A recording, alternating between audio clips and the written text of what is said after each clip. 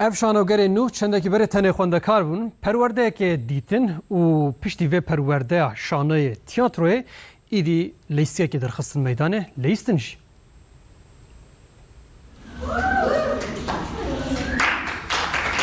Xwendekarên lîseya Keçana Aziz Önenê li ser şanoyê perwerde bûn.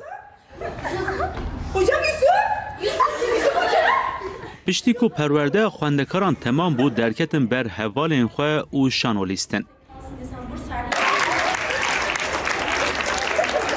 Hevalên wan ew gelek ecibandin.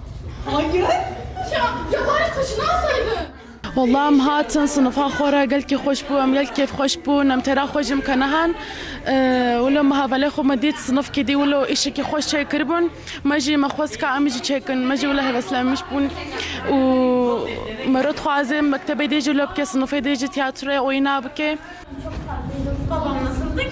Zat salak bir isimleniyor. Mamoste Yusuf Kaya bi dilxwazî perwerde dawan. Mamosteyê ketkar kêfxweş e ku xwendekarên wî ew xas pêş ketin û derketin ser dike.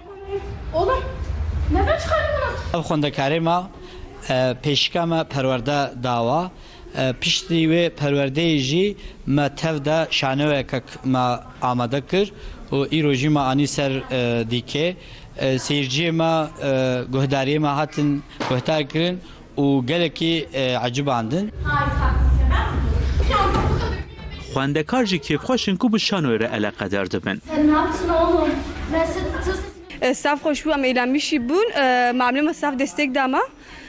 Hoş bir öğrenci eğlenmiş bun, amca eğlenmiş bun. Tiştek hoş bu. Zaf hoş bu, özgüvenime artmış bu. Sağa Yusuf Hoca, sıvadısma goy lazım bu, emiş koreci kullanın.